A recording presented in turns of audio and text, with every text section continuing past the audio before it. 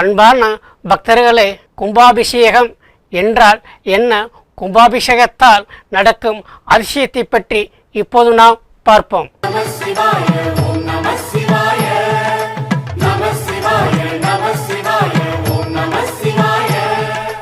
கும்பம் என்றால் நிறைதல், அபிஷேகம் என்றால் இறைசக்தி. அதாவது புதிதாக கட்டப்பட்ட ஆலயம் முழுவதையும் புனிதப்படுத்த வேண்டும். அதற்காக அங்கு இறைசக்தியை நிரப்ப வேண்டும். அதற்காக புதிய கோயிலில் கும்பாபிஷேகம் நடப்பது வழக்கமாக இருந்தது. அது மட்டுமல்ல, ஆதி காலத்தில் 2 வகையான கும்பாபிஷேகங்கள் நடக்கின்றன. கும்பாபிஷேகம் என்பது கலசங்களை யாகசாலையில் வைத்து வழிபட்டு பின்னர் அந்த கலசத்தை கோபுரத்தின் மேல் உள்ள கலசத்தில் நாம் அபிஷேகம் செய்தல் வேண்டும். 2வது மகா கும்பாபிஷேகம் என்பதாகும்.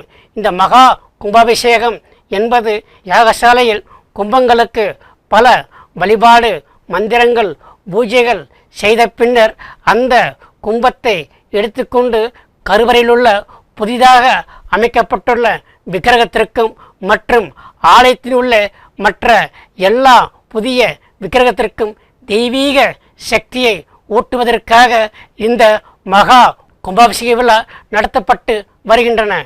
இத்தகைய 2 மகா கும்பாபிஷேகத்தை நடத்துவதற்காக மன்னன் பல யாகங்கள் பல வழிபாடுகள் பல நாட்களாக பல கும்பங்களுக்கு பல மந்திரங்களை சொல்லி ஆவர்த்த முறையில் கும்பாபிஷேகத்தை நடத்தினார்.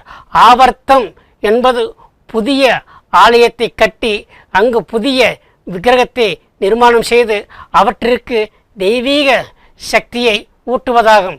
இத்தகைய ஆவர்த்தன முறையில் ராஜராஜ சோழன் புதிய ஆலயத்திற்கு கும்பாபிஷேகத்தை நடத்தினார். பின்னர் மேற்கொண்ட ஆலயமானது 12 வருடங்களுக்கு ஒரு முறை புனராவர்த்தனம் என்ற முறையில் கும்பாபிஷேகம் நடத்தப்பட்டு வருகின்றன. இத்தகைய கும்பாபிஷேகத்தில் ஆலயத்தில் மறு புனரமைக்கப்பட்டு பல வர்ணங்கள் பூசி புனராவர்த்தனம் முறையில் கும்பாபிஷேகம் நடக்கும் அந்த அற்புதமான காட்சியை காணலாம், வாருங்கள். தஞ்சை பெரிய கோயில் பல்லாண்டு வாழவே, தஞ்சை பெரிய கோயில் பல்லாண்டு வாழவே, தஞ்சை பெரிய கோயில் பல்லாண்டு வாழவே. மேற்கொண்ட கும்பாபிஷேகம் மாதிரியே பல ஆண்டுகள் பல ஆலயங்கள் நடந்து கொண்டிருக்கின்றன. அதனை கண்ட அத்துணை பக்தர்களும் மக்களும் வாழ்வில் பலன் பெற்ற வண்ணம் இருக்கின்றன.